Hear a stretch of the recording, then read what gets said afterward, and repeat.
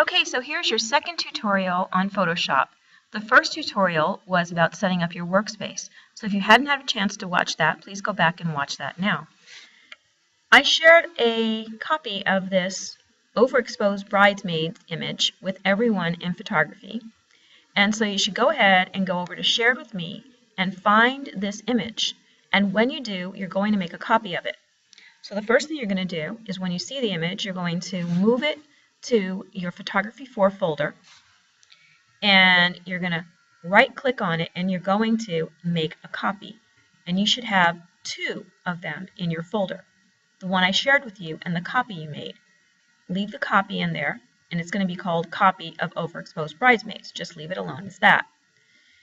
Take the one that I shared with you, right-click on it, and rename it Overexposed Bridesmaids with underscore and then your last name, or your first and last name. Either way, just identify it with either your last name or your first and last name.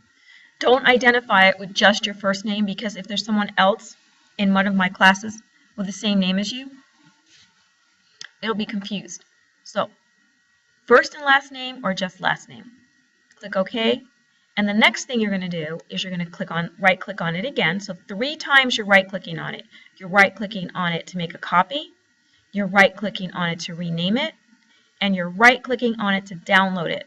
And when you click on the download button, it's going to be downloaded to your computer in Building C. And when that happens, and you click on that, you're going to get a pop-up box that says Open With. And you want to open with Photoshop. And I'll show you, now on my computer it's a little different, but on yours that's what you're going to do.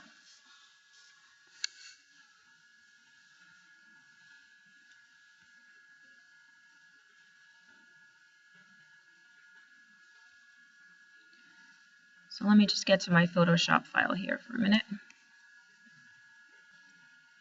So I'm opening up my Photoshop on my computer, and you should be able to see that on your computer as well. Okay, so again, a review of the tools. Very quickly, your toolbox is here on the left side. When you click on the arrows, you get a drop-down box that reveals more tools. Whenever you select a tool, the options changes because it's associated with the tool you selected, and you can do different things with each tool. So, toolbox and tools, hidden tools behind tools, your menu at the top, different functions, and then your palettes here. And very important for this tutorial is for you to be able to view your adjustments and your layers. If you cannot see adjustments and layers, go up to Window, make sure Adjustments is checked and Layers is checked. And you can just check them by clicking on them. Okay? And when you select it, it gets checked. And then the next thing you're going to do is you're going to open up, or your photograph is probably open already. If it's not, you'll find it on the computer hard drive. But for right now, yours should have opened up. But mine's not going to do that because mine's set up a little differently. So I'm going to just open mine.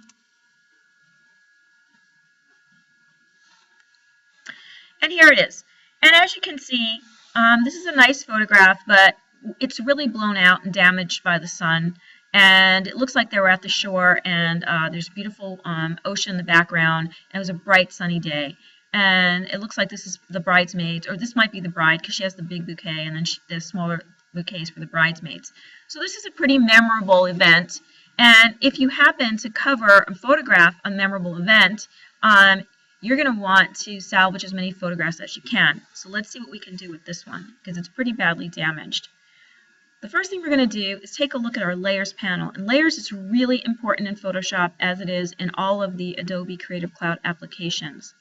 And this background is what we're seeing right here. So that is this, and it's locked. So the first thing we're going to do, in order to change this, we need to unlock it. You can click on the lock, that unlocks it, or you can take the lock and just drag it to the trash can, and that unlocks it as well. Let's rename this, and let's just name this Layer 1. Okay? And then click out of that anywhere in the workspace. And then just go to the drop-down box here, right here, on your Layers palette. Drop-down box, click on the arrow, and say New Layer. I don't want a new layer. I want to duplicate the layer. Hold on a minute. I want to just duplicate it. Aha. All right. Instead of going here to your drop-down box, click on the layer, right-click on it, and go Duplicate Layer. That's what we want to do. Okay. So we want to copy, and we want layer 1 and a layer 1 copy. So I'm going to do that again in case you didn't follow me the first time. So I renamed my layer by clicking on it, double-clicking on it. I get the white dialog box. I've named it layer 1. Okay? And then I'm going to select the layer again. I know it's selected because it's blue. I'm going to right-click on it, and I'm going to get a dialog box that asks me what I want to do, and I want to duplicate the layer. And it's going to say Duplicate Layer 1, and we're going to say OK. We now have layer 1 and a layer 1 copy. And I want to go ahead and I want to lock layer 1. And I just want to work on the layer 1 copy. So layer 1 is locked because I clicked on the lock. I selected the layer 1 copy because it's blue, highlighted blue. And just another thing that I just want to show you real quick is when I click on the eye, my image goes away. And then when I show the eye, my image is revealed. So, okay. And that might be helpful for future use, but for this assignment today, it's very simple and basic, and we're not going to get too fancy about what we're doing. I do want you to keep an eye on the Layers palette, because every time we create something here, make a change to any of these here that changes our photo, we're going to be recording that, the history of what we've done in our Layers palette, and that's really important, and we'll learn why later on as we get more into Photoshop. So let's go right now. We could now work on our photo, and the first one that I'm going to select is this one here. And as you hold your cursor over these little icons, all of these changes happen. It tells you what they do. So this creates a new hue and saturation adjustment layer. So let's click on that, and we get information here that allows us to start changing things around and just playing around with it and seeing what can we do here to improve the quality of this photograph.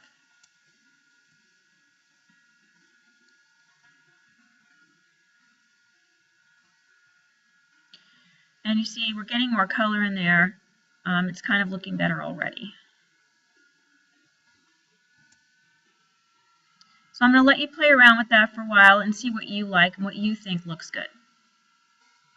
I'm not going to spend a whole lot of time on this because my video will be way too long, but I do want you to play around with all of these and get a feel for what you can do with some of these tools here. And there's way too much red in that, but let's just see. We're trying to bring out the flowers. Like you can see more of the flowers that they have here, which before we could barely see. We're going to compare this to the copy that we made. Okay, and let's go here to our properties, and let's see what we can do to change some of the properties. So there we go, kind of darkening that up a little bit.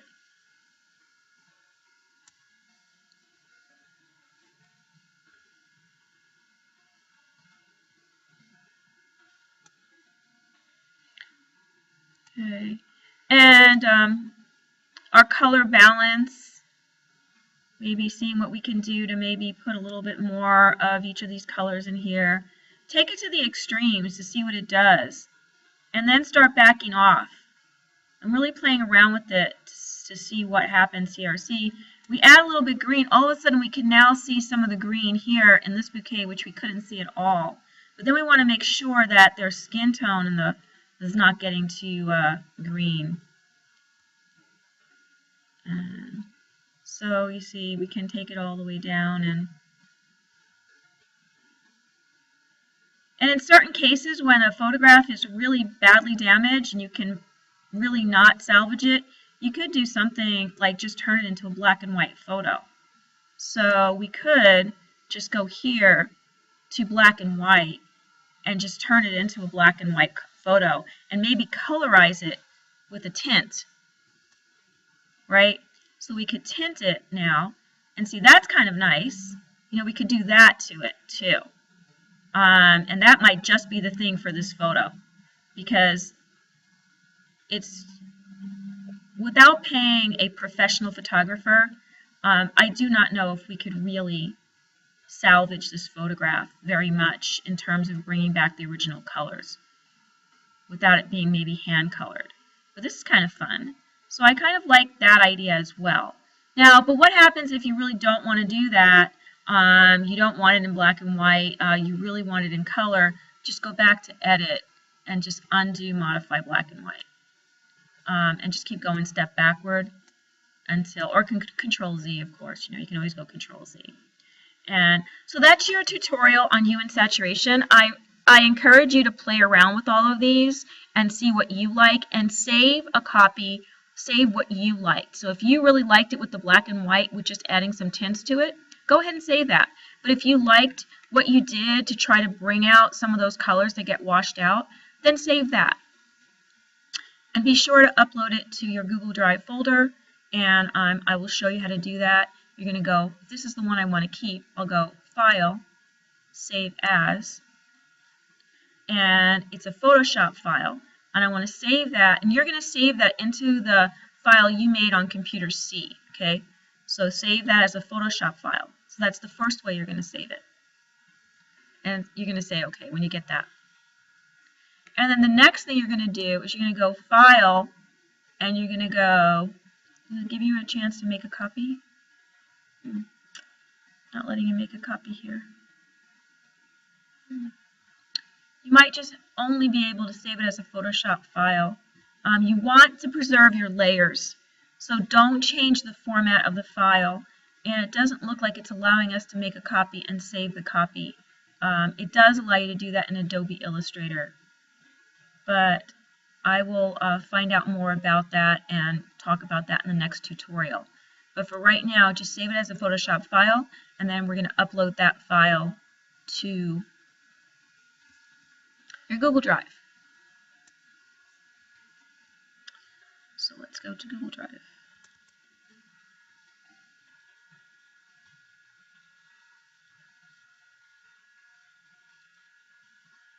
So when you pull up your drive,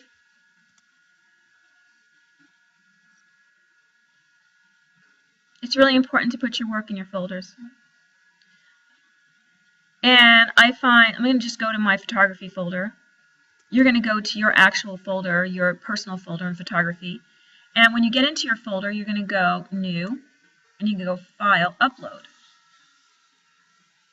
And it's going to allow you to find the file.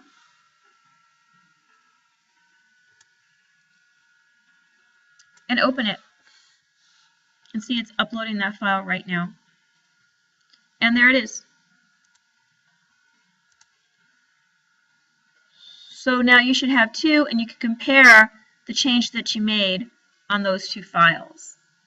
Not sure if I got the right one, but that's basically how you do it.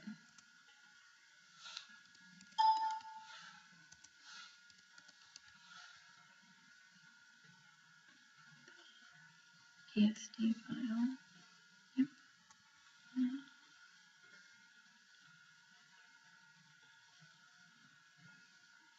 There we go. Okay.